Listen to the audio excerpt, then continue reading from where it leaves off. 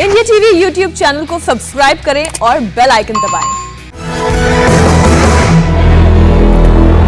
तो पूरी तैयारी है और जबरदस्त तैयारी है इस वेलकम के लिए, क्योंकि आज हम अपने सभी ओलंपिक विजेताओं का स्वागत करने जा रहे हैं। एयरपोर्ट पर जो तैयारी है वो लगातार हम आपके सामने प्रस्तुत कर रहे हैं और ऐसा लग रहा है जैसे कि पूरे हिंदुस्तान में आज जुनून है राजगुरु, क्योंकि वाकई में आज हमारे खिलाड़ियों ने वो कर दिखाया है जो अभी तक पिछले 40 साल से ज्यादा वक्त से हम इंतजार कर रहे थे। और ये देखिए हवाई जहाज के अंदर की ये कुछ स्टिल तस्वीरें, विनेश फोगाट और नीरज चोपड़ा यहाँ पर हवाई जहाज में यहाँ पर टोक्यो से दिल्ली की यात्रा करते हुए ये तस्वीरें। हालांकि ये प्लेन जो है लैंड हो चुका है और अब किसी भी वक्त सारी जो औपचारिकताएं अंदर इमिग्रेशन की और थोड़ी बहुत सेल्फीज भी वहां पर कस्टम्स के और ड्यूटी फ्री शॉप वाले, तो बनता ही, क्योंकि उन्होंने इतनी हौसला अफजाई भी की थी जब गए थे, तालियां बजाकर खड़े होकर इन खिलाड़ियों की हौसला अफजाई की थी। ये रहे गोल्ड मेडलिस्ट नीरज चोपड़ा और ये हवाई जहाज के अंदर की कुछ एक्सक्लूसिव तस्वीरें आपके लिए। और ये पहुंच चुके हैं अब दिल्ली और दिल्ली में उनके स्वागत के लिए जबरदस्त तैयारी है, जैसा कि अजय जी भी बता रहे थे और इससे पहले सौरभ भी थे और गौनिका है हमारे संवाददाता एयरपोर्ट में, पवन नारा भी है,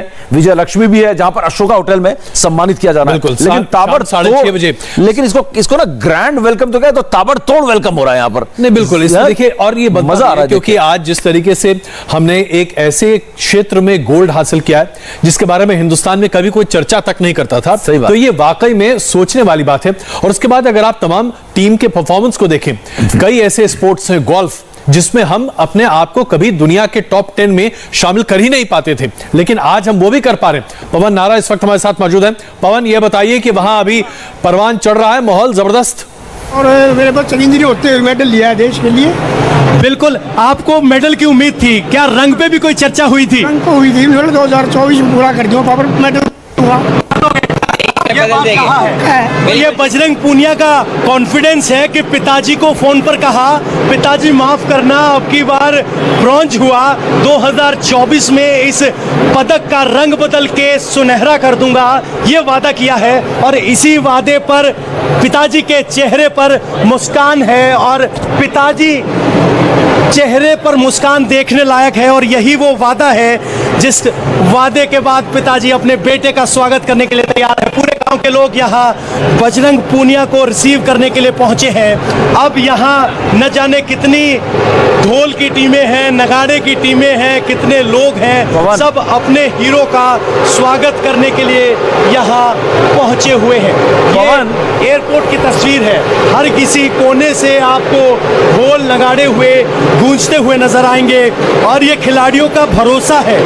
रवि दहिया के पिताजी को भी रवि ने कहा, पिताजी माफ करना, गोल्ड नहीं हो पाया, लेकिन अगली बार गोल्ड मेडल आएगा, ये कहा गया। और अब देखिए कि बाकी सभी खिलाड़ी, और रही बात नीरज चोपड़ा की, तो नीरज चोपड़ा ने इतना शानदार जेवलिन थ्रो किया कि वो जीत पाने में कामयाब रहे। एक और बच्चों की टीम है, बच्चों हॉकी टीम है। देखिए हॉकी ने अब की बार मेंस ने ब्रॉन्ज जीता, लड़कियों ने दिल जीता और एक टीम आई है, ये सोनीपत की है। कितने साल से खेल रहे हैं और आपको लग रहा है अब आपके दम इतना है कि अगली बार ओलंपिक? हाँ जी, अगला ओलंपिक हम ही खेलेंगे। मैच देखा तब क्या लगा जब भारत की लड़कियों ने ब्रिटेन को हरा दिया? बहुत अच्छा लग रहा था कि हमारी टीम ने लड़कियों को हराया, इंडिया परफॉर्मेंस ऊपर जा रही है। तो ये वो बच्चियां हैं। माता जी, तो खुशी कैसे बयां करेंगी? तो आपको लग रहा है अगली बार आप नेशनल में खेल पाएंगी, जीत पाएंगी? नेशनल प्लेयर है, खेल चुकी हैं, अगली बार इंडिया के लिए खेलना है और सभी ने गर्व से पवन नारा लगातार आपको बता रहे हैं, लगातार अपडेट दे रहे हैं। और ये तस्वीरें जो अभी आप देख रहे हैं, वहां पर हॉकी के गर्ल्स टीम वहां पर पहुंची हुई है पानीपत की, और कुछ डिस्टर्बेंस आ रही है, टेक्निकल दिक्कत, जिसकी वजह से पवन की आवाज बहुत साफ नहीं आ रही। बिल्कुल, वहां से डिस्टर्बेंस आनी है। स्वागत है, ढोल बज रहा है और आप देख रहे हैं कि ढोल इतना जबरदस्त बज रहे हैं, नगाड़े वो जो है हमारे जो सिग्नल है उसको सैटेलाइट सिग्नल को तोड़ दे रहे हैं। ये जबरदस्त जोश है वहां पर कि सिग्नल टूट जा रहा है, ये है। और पवन नारा को, अजय जी, हमारी आवाज नहीं पहुंच सकती, हम पवन नारा से पूछ नहीं सकते, पवन नारा सिर्फ हमें बता सकते हैं। ये बड़ी कमाल की बात है, इतना जबरदस्त जो है ना जीत का जोश का जो गूंज है वो गूंज रही है इस वक्त एयरपोर्ट में। और हमारे खास पैनल भी है, हम देख सकते हैं यहाँ पर दो खास मेहमान, यहाँ पर रोमियो जेम्स, शानदार जबरदस्त हॉकी प्लेयर, और दूसरी तरफ मधुमिता बिष्ट, जिनका तो ऐसा दौर था जब हम इसका इंतजार करते थे कि मधुमिता बिष्ट को कौन हराएगा इस बार बैडमिंटन चैंपियनशिप में। इसके लिए हम इंतजार करते थे कि वो कौन होगा, और ये दोनों चैंपियंस हमारे साथ हैं। मधुमिता जी, पहले आपसे कि जिस तरीके का स्वागत की तैयारी यहां पर हो रही है, क्रिकेट की बात हो रही थी अभी कि 2007 T20 वर्ल्ड कप जीत कर आए थे तो ऐसा हुआ था, एथलेटिक्स में ओलंपिक से वापस आते हुए ऐसा स्वागत आपने कभी देखा है? मैंने नहीं, और क्योंकि क्यों हो रहा है, इसलिए कि हमारे एथलीट्स जो है, जो हमारे प्लेयर्स है, इतनी शानदार प्रदर्शन करके आए हैं, तो वो लोग इसके मतलब उनके लिए करना ही चाहिए, होना चाहिए। I mean I don't have any this thing against cricketers, और उनके लिए जो होता है बहुत अच्छी बात है, वो भी हमारे देश के लिए गर्व की ये है। लेकिन हमारे जो ओलंपिक्स इज ओलंपिक्स में मतलब मेडल्स जीत के लेके आ रहे हैं, ये तो गर्व का विषय है, होना भी चाहिए, वो डिजर्व करते हैं। बिल्कुल, ये बात आपने दिल से कही और डिजर्व करते भी हैं, क्योंकि हमारे खिलाड़ियों ने हम सबका सर गर्व से ऊंचा कर दिया। रोमियो जी, आपसे लगातार बात होती रही, चाहे मेंस हॉकी को लेकर हो या विमेंस हॉकी को लेकर हो। आप इसमें कोई शक नहीं है कि आज ब्रॉन्ज मेंस हॉकी टीम लेकर आ रही है, लेकिन दिल तो विमेंस हॉकी टीम ने जीत लिया, क्या कहेंगे आप? दिल तो लेडीज वुमेन ने जीता है, जिस तरह से सारा टूर्नामेंट खेली है, और I mean never give up, never said I attitude था उनका, शेरनियों की तरह खेली है वो दिल जीता है। और जो अपना मेंस टीम है और बाकी जो मेडल विनर्स जो भी हैं, फोगाट है और थैया है और ये है सारे, है ना, इनका भी वार्म वेलकम और मेंस का भी वार्म वेलकम हो रहा है। और मेरा दिल बहुत खुश हो रहा है, क्योंकि ये डिजर्व करते हैं, है ना। गोल्ड मेडल और सिल्वर मेडल और ब्रॉन्ज मेडल ओलंपिक्स में आसान नहीं है, और जो टारगेट लेके गए थे कि 9 और 10 का, वो पूरा है, और ये बहुत खुशी की बात है। और मेरे को बहुत अच्छा लग रहा है कि आप सब चैनल कवर कर रहे हैं, जितना है कि नहीं, तो कहाँ डिफरेंट सिटीज में, है ना, लोग जाहिर कर रहे हैं खुशी अपनी। रोमियो जी, आपकी इस बात से मैं ये आपसे समझना चाहूंगा कि आज ये जो सेलिब्रेशन है, आज जो ये हम पूरे देश भर में इसे लेकर एक तरह से धूम मचाए हुए हैं, इसके बाद लोग कितने प्रोत्साहित होंगे, क्योंकि एक निराशाजनक अप्रोच था। जैसे ही हम क्रिकेट के अलावा बाकी खेल की बात करते थे, चाहे आप हॉकी की बात करें, फुटबॉल की बात करें, जो फील्ड एंड ट्रैक इवेंट्स हैं उसकी बात करें, बैडमिंटन की बात करें, हल्का सी निराशा होती थी। लेकिन इस ओलंपिक के बाद इसमें कितना बदलाव आप देख रहे हैं? देखिए, बदलाव तो जो है मेडल से बहुत जरूरी है, मेडल जो है बहुत जरूरी है कोई भी खेल को आगे बढ़ाने के लिए, है ना। और ओलंपिक में जो मेडल आता है तो उससे बड़ा कोई मेडल नहीं, तो बदलाव जरूर आएगा। और जिस तरह से मीडिया ने कवर करा है और सारा ओलंपिक्स का, और जिस तरह से आपने कवर करा है, उनके पेरेंट्स को भी दिखाया है, और उनके जो गांव वाले हैं और जिस शहर में रह रहे हैं वो किस तरह से खुशी मना रहे हैं, मणिपुर में और साउथ में और नॉर्थ में और पंजाब में और हरियाणा में, तो जाहिर है कि दिल खुश होता है। और मैं इससे ज्यादा क्या खुशी हुई कि मतलब गोल्ड मेडल, मतलब जो कि एथलेटिक्स में सपना था और नीरज चोपड़ा ने पूरा करके दिखाया। लेकिन मैं उस टाइम 84 में हमारे जब PT Usha 100th of a second से 4th आई थी, तो हम सोचे जीत गई, है ना, हम सोचे जीत गई ब्रॉन्ज मेडल। पर जब नहीं जीती तो हमारा दिल ना निराश ना, कि मतलब अपने एथलीट को आप सपोर्ट कर रहे हो और वो 100th of a second से, तो जाहिर है कि ब्रॉन्ज मेडल और सिल्वर मेडल और गोल्ड मेडल आए हैं, बहुत खुशी की बात। इसकी बहुत खुशी होती है। मधुमिता जी से एक सवाल पूछूंगा। मधुमिता जी, एक चीज जो बहुत बड़े डायनेमिक चेंज के तौर पर हम देख रहे हैं, जिसे आप कहें तो हम पिछले ओलंपिक गेम से लेकर अभी तक में देख रहे हैं, महिलाओं ने अपने प्रदर्शन को, आप माफ कीजिएगा, हॉकी टीम की विजुअल्स आ रहे हैं, हॉकी टीम उतर रही है। यहाँ पर आप देख सकते हैं ब्रॉन्ज मेडलिस्ट हॉकी टीम जो है इस वक्त एयरपोर्ट से बाहर आ रही है और इनके स्वागत का क्या इंतजाम है आपने देख ही रखा है। और ये वो टीम है यहाँ पर इमिग्रेशन के ठीक पहले की तस्वीरें हैं। बिल्कुल, और ये जो टीम है कुछ ही चंद मिनटों में बाहर आने वाली है। गौनिका अरोड़ा भी हमारी वहां पर मौजूद है और पैनल में हमारे साथ रोमियो जेम्स और एक और चैंपियन बैडमिंटन खिलाड़ी हिंदुस्तान की मधुमिता बिष्ट भी हमारे साथ है। मधुमिता जी, एक बात मैं आपसे पूछना चाहता हूं, एक बड़ी खास बात हुई है इस ओलंपिक्स में, और ये खास बात ये है कि हॉकी जो था धीरे धीरे थोड़ा सा खत्म होता जा रहा था, लोगों के दिमाग से निकलता जा रहा था। हॉकी ने मेडल जीत लिया और महिलाओं ने शानदार प्रदर्शन कर दिया। बैडमिंटन को अगर जिंदा रखना है तो यहां पर पीवी सिंधु को भी लगातार प्रदर्शन करना होगा जिससे कि दूसरे खिलाड़ी आए। तो ये एक बहुत बड़ा पॉजिटिव इस ओलंपिक से हमको मिला है। बिल्कुल, absolutely, and I am very happy with the hockey team because हम जब खेलते थे हॉकी टीम के साथ, हम लोगों की जो बैडमिंटन की बड़ा अच्छा रिलेशनशिप था प्लेयर्स की आपस में। और इस बार जब ये लोग ब्रॉन्ज जीते, हमें को तो बहुत अच्छा लगा क्योंकि hockey is our national game. हाँ, कई बारी हो जाता है, देखिए सब उम्मीद करते हैं, कई बारी ऐसे आता है कि थोड़ा लीन पीरियड आता है, प्लेयर्स मेहनत करते हैं लेकिन सक्सेस नहीं आ पाता है, तो इसीलिए डिसहार्टेंड, हमने कभी उम्मीद नहीं छोड़ा था, लेकिन इस बार इन्होंने करके दिखाया। और स्पेशली मैं लड़कियों के लिए मैं जरूर बोलूंगी क्योंकि उन्होंने बहुत ही अच्छा प्रदर्शन किया है। वो हार गए बेशक, लेकिन आई मीन एक गोल से they were dominating in this bronze medal match and I am very proud of them. I wish them best of luck in future tournaments. But रही बात, आप कह रहे थे कि सिंधु ने तो सच में, आप देखो 2 ओलंपिक्स लगातार बैक टू बैक वो मेडल्स जीते। इट इज नॉट इजी क्योंकि आप अगर 3-4 साल 5 साल अपना मधुमिता जी आपको हम बीच में रोक रहे हैं, लेकिन ये देखिए अब अपने सामान और अपने गियर के साथ खिलाड़ी अब बाहर निकल रहे हैं, इमिग्रेशन से बाहर निकल चुके हैं। और ये एथलेटिक्स टीम्स के और कोच गौनिका भी हमें इसकी ताजा जानकारी दी। गौनिका बताइए।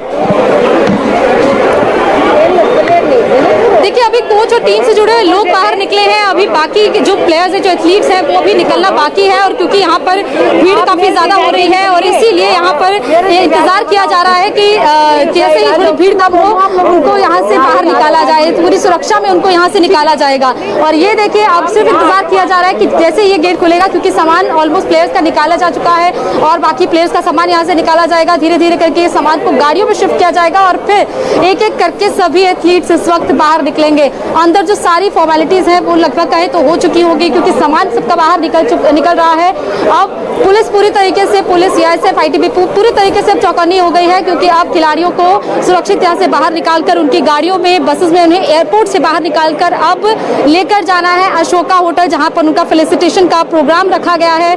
और अब इंतजार किया जा रहा है कि जैसे ही इस गेट से खिलाड़ी निकलेंगे उनकी एक झलक पाने के लिए सभी लोग बेताब से बाहर निकाला जाए, पूरी सुरक्षा में उनको यहाँ से निकाला जाए।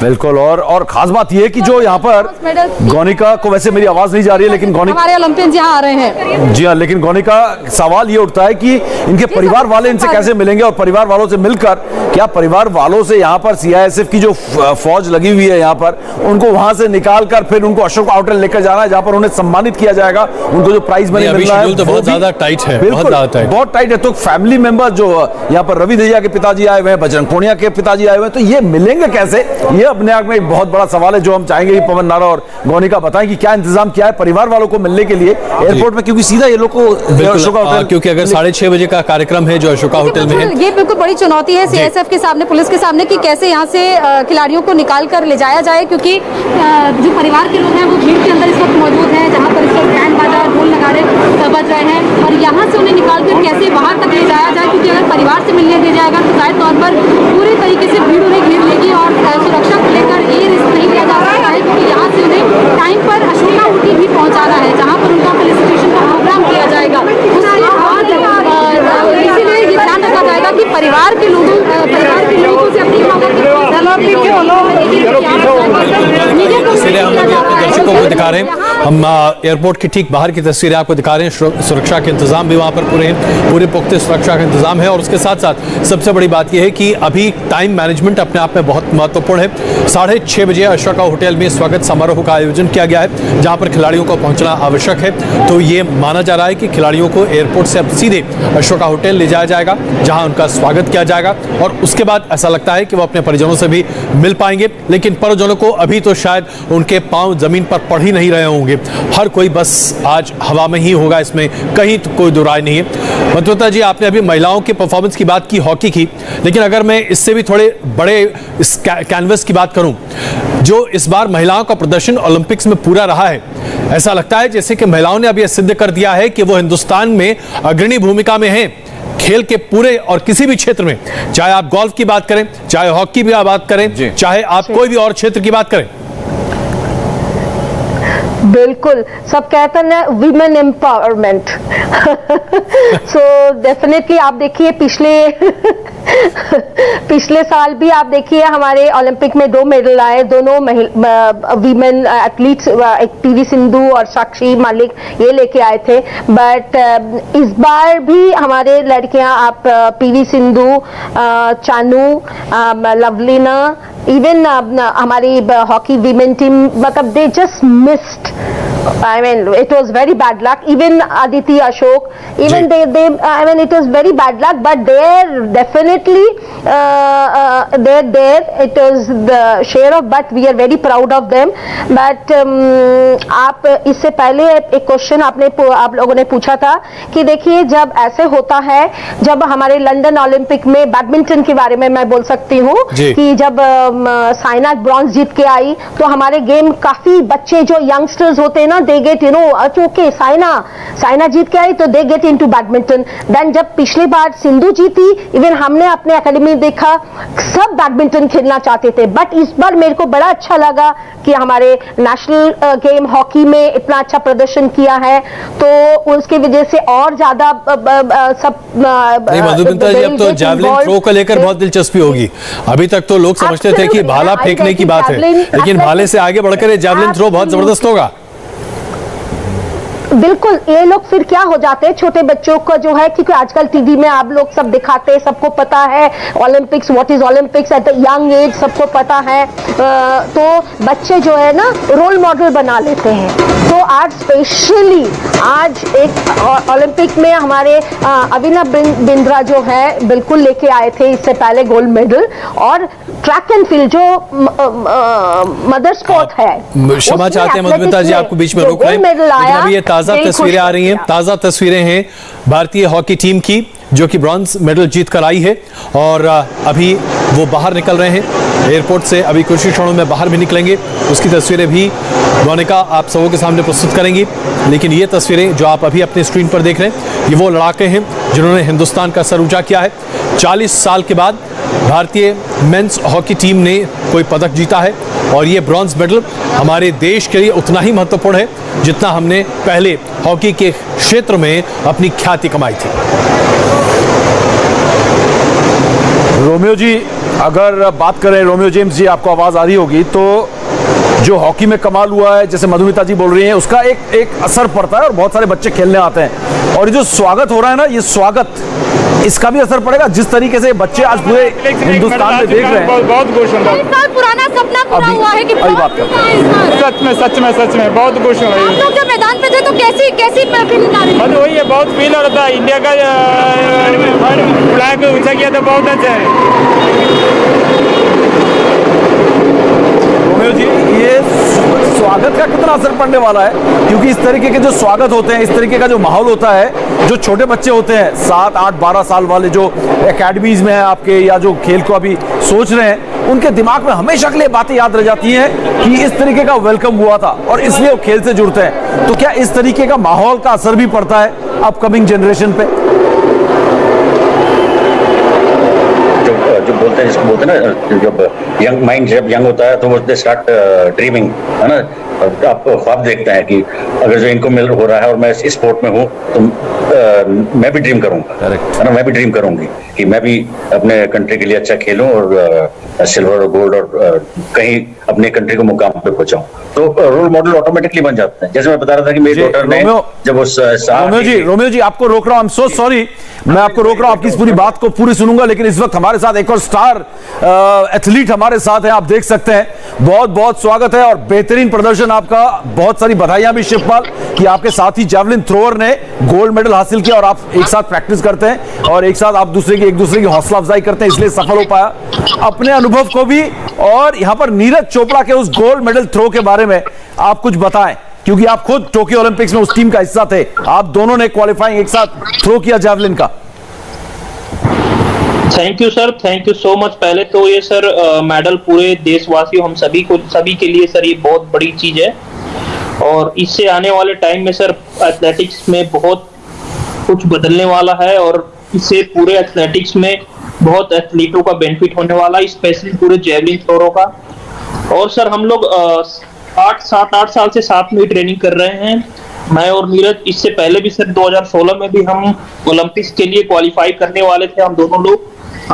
पोलैंड में हमारा ओलंपिक कैंप लग रहा था, बट हमारा क्वालिफाई नहीं हो पाया। उस समय 83 मीटर क्वालिफाई था और हमने 80 मीटर लगाया था पोलैंड में, और नीरज ने 86 मीटर जूनियर वर्ल्ड का वहां पे रिकॉर्ड किया, लेकिन उसका भी क्वालिफाई नहीं हो पाया। उसने कुछ टाइम के बाद क्वालिफाई इतना थ्रो किया क्वालिफाई से ज्यादा। जैसे अभी इस टाइम मैंने 86.23 किया 24 अप्रैल 2019 को, और ओलंपिक क्वालिफाई स्टार्ट था 1 मई से। एक हफ्ते पहले मैंने वो थ्रो किया और इस वजह से क्वालिफाई नहीं हो पाया, बट क्वालिफाई 85 मीटर ही था।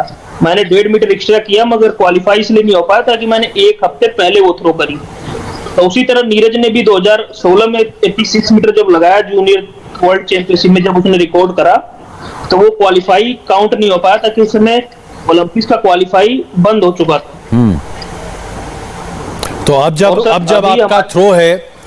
आपका थ्रो था और जब टोक्यो में आप लोग जैवलिन थ्रो कर रहे थे, आपने देखा जिस तरह से नीरज ने जैवलिन थ्रो किया, आप जरा उस लम्हे को बताइए जब 87.58 का थ्रो नीरज ने फेंका, वाकई में वो कैसा थ्रो था, उसकी टेक्निकलिटीज क्या थी, क्योंकि ये बारीकियां समझना बड़ा जरूरी है हम सबों के लिए।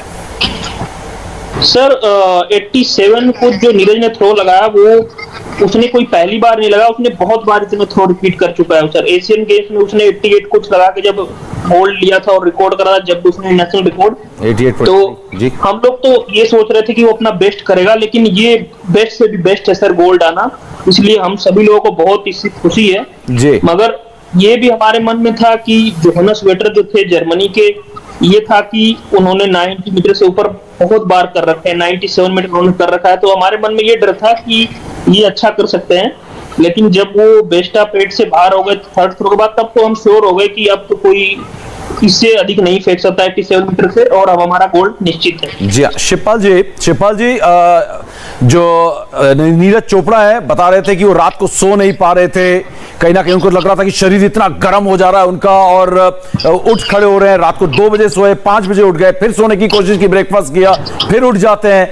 तो क्योंकि आप लोगों ने इतने साल एक साथ गुजारे हैं, तो ये इतने बड़े टूर्नामेंट से पहले क्या होता है आप लोगों के साथ, नीरज चोपड़ा के साथ, और इस ओलंपिक को जीतने में नीरज चोपड़ा की खास बात आपको क्या लगी? क्यों जीते नीरज चोपड़ा, कैसे ये जीत संभव हुई नीरज के लिए?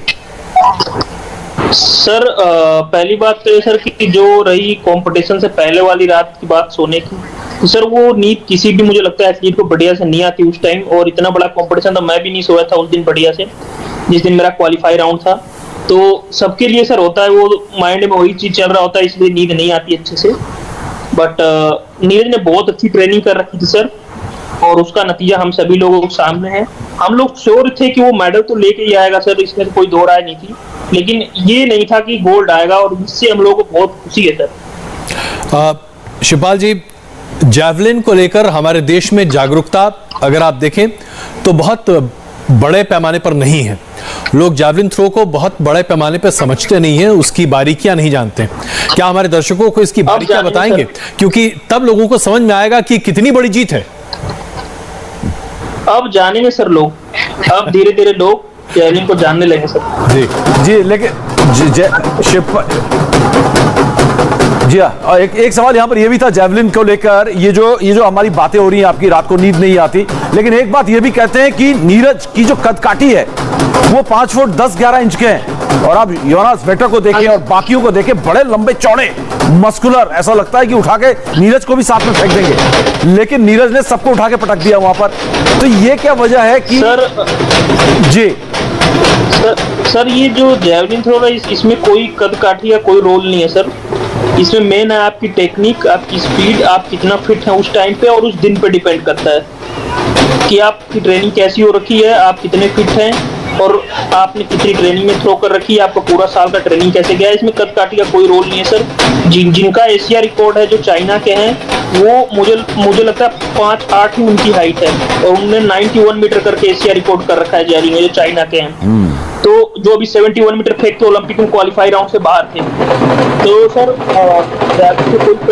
कोई वो नहीं है। बिल्कुल शिवपाल जी, शिवपाल जी एक और सवाल मैं पूछना है, मैं अजय जी के साथ भी था उस दिन, सौरभ जी के साथ भी था लगातार।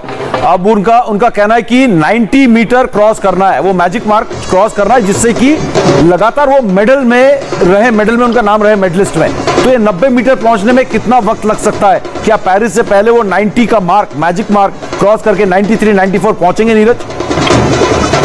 बिल्कुल सर, श्योर। पेरिस से पहले 90 मीटर का रिकॉर्ड क्रॉस होगा सर। और कितना मुश्किल, कितना बड़ा चैलेंज है लेकिन ये? हाँ सर, चैलेंज तो है एक तरह से। 90 मीटर कोई इजी थ्रो नहीं है, उसके लिए ट्रेनिंग बढ़िया करनी पड़ेगी और हम लोग अपनी अच्छी ट्रेनिंग करेंगे सर और 90 मीटर से ऊपर थ्रो करेंगे सर जल्दी। क्या बात है, इसी को जज्बा कहते हैं और जज्बा ऐसा ही होना चाहिए। जयप्रकाश जी हमारे साथ हैं, पूर्व ओलंपियन रेसलर। जयप्रकाश जी, ये इससे पहले कि मैं आपसे बात करूं, अपने दर्शकों को हम ये बता दें, ये नीरज चोपड़ा की अब तक की ताज़ा तस्वीरें हैं। आप यहाँ देखिए, सूर्या के साथ उनकी ये फोटो है जो कि एयरपोर्ट के पास की फोटो है और ये एयरपोर्ट के भीतर की ही तस्वीरें हैं आपको आप दिखा रहे हैं, जहां उन्हें गुलदस्ते के साथ उनका स्वागत किया गया है। नीरज चोपड़ा, उन्होंने इस बात को शायद कभी इस बात को एंटिसिपेट नहीं किया होगा, कभी एंटिसिपेट नहीं किया होगा कि इस तरीके से पूरा देश पल के बिछाए उनके लिए इंतजार करेगा। एक मजेदार बात याद आ गई, और जब उनके साथी जैवलिन थ्रोअर जो 5-6 साल से लगातार ट्रेनिंग कर रहे हैं वो हमारे साथ है। शिवपाल जी बताते हैं कि नीरज को पबजी खेलना बड़ा मजा आता है, पबजी बहुत खेलते हैं, बड़े चैंपियन खिलाड़ी हैं। तो ये इसके बारे में बताएं जरा, आप भी खेलते हो इस तरीके के कॉम्बैट वाले गेम और कितने बड़े चैंपियन हैं आप दोनों इसमें? कौन बेटर खेलता है पबजी? पबजी यही खेलता है सर, मैं पबजी नहीं खेलता। मैं तो सर कॉमिक्स पढ़ लेता हूँ, चेस वगैरह खेल लेता हूँ, मैं पबजी नहीं खेलता सर। अच्छा शिवपाल जी, आप चेस खेलते हो और नीरज चेस नहीं खेलते, और मैंने सुना है कि क्या ये पबजी की वजह से किलर इंस्टिंक्ट ज्यादा होता है? क्योंकि आमतौर पर देखा गया है कि खास करके जो नौजवान या बच्चे पबजी खेलते हैं उनमें किलर इंस्टिंक्ट बहुत जबरदस्त होता है, जीत किसी भी कीमत पर, एग्रेसिव हो जाते हैं। शिवपाल जी मुझे इंटरेस्ट नहीं है इसको खेलने में। बिल्कुल बिल्कुल। लेकिन जयप्रकाश जी हमारे साथ मौजूद हैं। जयप्रकाश जी, ये बताइए कि इस बार जो हमारे रेसलर्स जिन्होंने कमाल कर दिया है, अपने आप में एक मिसाल ही है, लगातार एक के बाद एक हमारे रेसलर्स हर ओलंपिक में हमारा नाम रोशन कर रहे हैं। ये जो ट्रेनिंग है और जिस तरीके से ये सब कुछ हो रहा है, क्या हम उम्मीद कर सकती हैं आने वाले दिनों में रेसलिंग के क्षेत्र में हिंदुस्तान शायद दुनिया के लिए एक मिसाल बन जाए? देखिए साहब, अभी हम एयरपोर्ट से ही आए हैं और अपने रेसलरों को भी काफी उनको स्वागत किया है, और हमारे नेता जो ब्रजभूषण शरण सिंह राष्ट्रीय अध्यक्ष हैं, वो भी अभी हम उनको लेके आए हैं। वो नाराज भी थे और खुश भी थे। मैंने कहा आप ये बताइए कि नाराज क्यों हैं? कि जिस तरह का हमने सोचा था कि हम 4 मेडल लेके आएंगे, 1 मेडल तो चलो लक से चला गया हमारा, जो 4था मेडल विनेश फोगाट का था, क्या उसमें क्या हुआ? सारी हमने फैसिलिटी देने के बाद भी ये हम देखा कि कुछ नहीं कर पाए। तो इसलिए हमें बहुत खुशी भी है और हमें बहुत दुख भी है कि क्योंकि हमारे 2 मेडल जो हम जीतते वो हमारे खराब हो गए। नहीं लेकिन बाकी दुख होना अच्छा भी है। जी नहीं, ये इसी को किलर इंस्टिंक्ट कहते हैं कि आप अपनी खुशी भी और उसके साथ साथ अफसोस के साथ सीखने की कोशिश करें। इसको दुख नहीं कहता जी, इसको चुभना कहते हैं। नहीं, ये चुभना जरूरी है, अफसोस है। नहीं, चुभेगा नहीं तो आप जीतोगे भी। बिल्कुल। एथलीट्स को बहुत चुभता है, उन्हें मालूम है मैं क्या कर सकता था और मैं क्या करके आया। और एक बार फिर मैं शिवपाल जी के पास चलता हूँ, बड़ा जबरदस्त एक और मजेदार सवाल आया है, क्योंकि बड़े आए शिवपाल जी, आप हमारे साथ के अलावा उनके पास क्या सरप्राइज? जी हाँ, पबजी के अलावा एक और सवाल है, क्या मैं शिवपाल जी को अगर सुन सक रहे हैं? हाँ जी सर। जी हाँ शिवपाल जी, मैंने सुना है वो कमरा बड़ा गंदा रखते हैं नीरज और आप दोनों, जो है वो साफ नहीं रखते कमरा बिल्कुल। नहीं सर, ऐसा नहीं, उसका मेरे से साफ ही रहता है। अब ये देखिए, इसी को कहते हैं राजगुरु जब बारीकियां निकाल के लाते हैं तो बहुत सारी डिटेल्स निकाल लाते हैं। नहीं शिवपाल जी बताओ, ये बात नीरज की बड़ी फेमस है कि रूम जो है वो बड़ा अस्त व्यस्त रहता है, क्या ये बात सही है? ये शिवपाल जी आप बताइए, आप दोनों एक साथ ट्रेनिंग करने वाले खिलाड़ी, एक साथ रहते हैं आप। सर उसका तो अच्छा नहीं रहता, लेकिन उससे बुरा मेरा रहता है सर।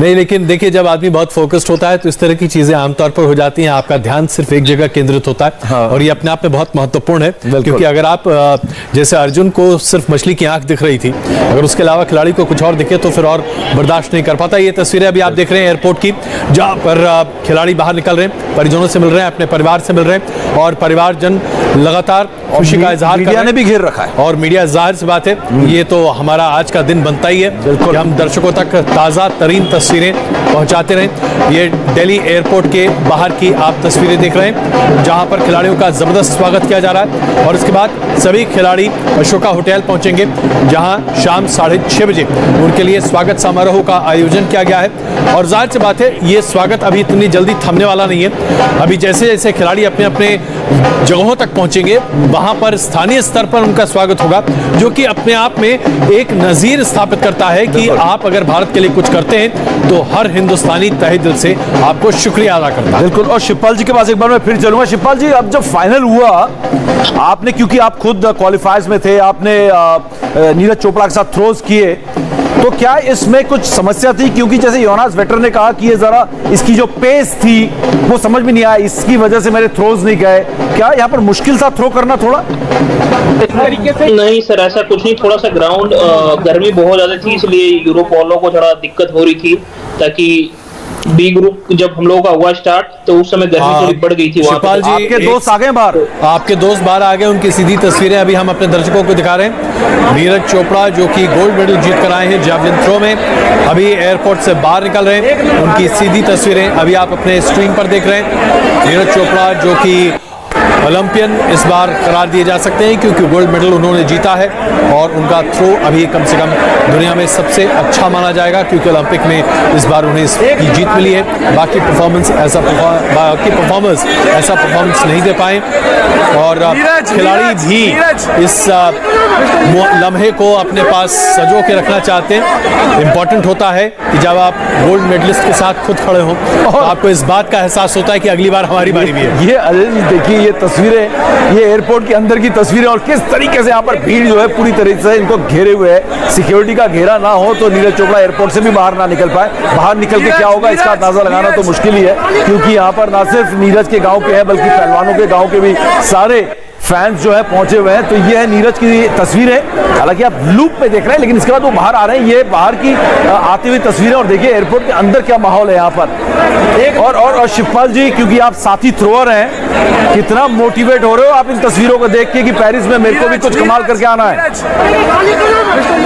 सर बहुत ज्यादा सर, अब कैसे बता सकते हैं, मेरे पास शब्द नहीं बताने के लिए कि हम लोग कितनी खुशी है इससे।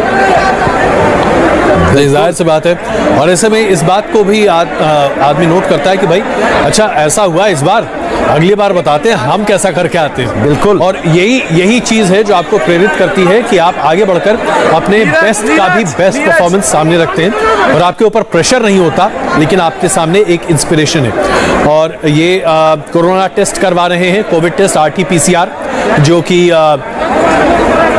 अभी आप देखिए नीरज चोपड़ा करा रहे हैं। और ये इस बात का भी सूचक है कि आप भी जब कहीं बाहर से आएं तो कृपा करके अपना RT-PCR टेस्ट जरूर कराइए, क्योंकि कोरोना है साहब, चाहे आप कुछ भी कर लीजिए, इसको मार पाना अभी थोड़ा मुश्किल है। बिल्कुल। और कोरोना टेस्ट करा के, वैसे तो जितने प्रोफेशनल जैवलिन थ्रोअर हैं उतने प्रोफेशनल अब कोरोना टेस्टर हुआ भी हो चुके हैं। नहीं, वो तो खैर अब हम सब लोगों की नाक में बोले, हम सब लोगों की नाक की छेद थोड़ी ज्यादा मोटी हो गई है। ये देखिए, ये लगातार गेम्स विलेज में टेस्ट, एयरपोर्ट में टेस्ट, मैच से पहले टेस्ट। शिवपाल जी एक बात मैं पूछना चाहता हूं आपसे, ये जो डोप टेस्टिंग होती है आप लोग की सुबह सुबह लगातार जो डोप टेस्ट होते हैं, ये भी वो भी एक बड़ा मुश्किल स्थिति होती है कि सुबह सुबह आप लोग उठाते हैं, डोप टेस्ट से गुजरना पड़ता है। ये डोप टेस्टिंग एक में दबाव लेकर आता है, ऐसा लगता है, क्योंकि इतना ज्यादा स्ट्रिक्टनेस आज की तारीख में हो चुकी है कि एथलीट परेशान रहते हैं इससे।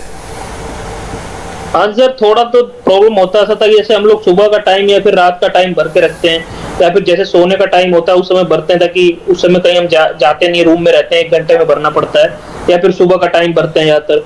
तो अगर सुबह 6 बजे का भरने तो उस समय हमें रेडी होना था ट्रेनिंग के लिए, तो उससे आने से हम लेट भी होते हैं ट्रेनिंग में, और रात के सोने के टाइम में आते हैं, उसमें भी हमें दिक्कत होती है सोने के टाइम। फिर उस समय हम 1-1.5 घंटे 2 घंटे में वेट करना पड़ता है टॉयलेट जाने के लिए, फिर देने के लिए, थोड़ा तो दिक्कत होती है सर। और आपको इसके हाँ, और इसके अलावा आपको यह भी बताना होता है कब कहां पर हो, इसका भी आपको डिक्लेरेशन देना पड़ता है कि आप लोग कहां पर हैं। हाँ जी सर। तो यानी कि एक स्ट्रेस, एक बहुत बड़ा स्ट्रेस है ये डोप टेस्ट। नहीं, ये बहुत मुश्किल काम होता है। कई बार अगर आप डोप टेस्ट मिस कर जाए वो उसमें, तो आप पर बैन लग जाता है, आप पर कार्रवाई हो जाती है, पेनल्टीज लग जाती है, तो बड़ा मुश्किल काम है। मधुमिता जी, ये डोप टेस्ट की अगर बात करें, ये डोप टेस्ट भी आजकल बहुत स्ट्रिक्ट हो गया है, जो आपके जमाने में इतना नहीं था, होता था लेकिन इतने डोप टेस्टिंग नहीं थे जितना आज हो रहा है। प्लेयर्स को बहुत सारे चैलेंजेस से गुजरना पड़ता है अब। एब्सोल्युटली, हमारे टाइम में थोड़ा थोड़ा आने लग गया था, लेकिन इतने ज्यादा उसका नहीं था। बट बाद में कई कंट्रीज बैडमिंटन में भी डोप में पकड़े गए थे, तो वो अभी कंपलसरी मतलब वो होता ही है। इवन नेशनल कैंप में भी आके वो लोग आपका डोप लेते हैं, करते हैं। अभी तो और भी ज्यादा हो गया है।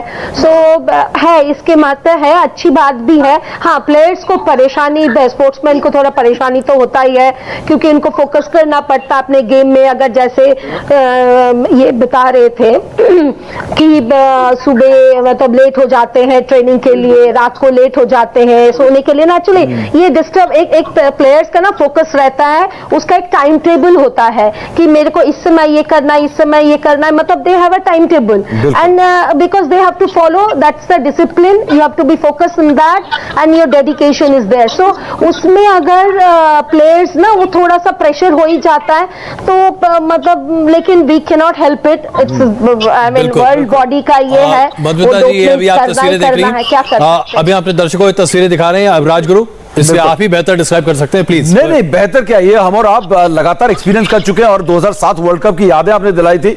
और ये बजरंग पूनिया है, और ये देखिए बजरंग पूनिया जो अपने जो फैंस आए हैं पूरे गांव से और हिंदुस्तान से एयरपोर्ट पर इकट्ठे हैं, खुली जीप में खड़े होकर सबका अभिनंदन कर रहे हैं। और उनके पिताजी उनके साथ हैं, जिनको पूरा भरोसा है कि 2024 पेरिस में गोल्ड में तब्दील जरूर करेंगे। और एक खुद बजरंग ने कहा है, बजरंग जो कि अपना पहला ओलंपिक्स खेल रहे हैं, क्योंकि पिछला ओलंपिक जो था उन्होंने अपने गुरु के लिए छोड़ दिया था, और इस बार पहला ओलंपिक्स।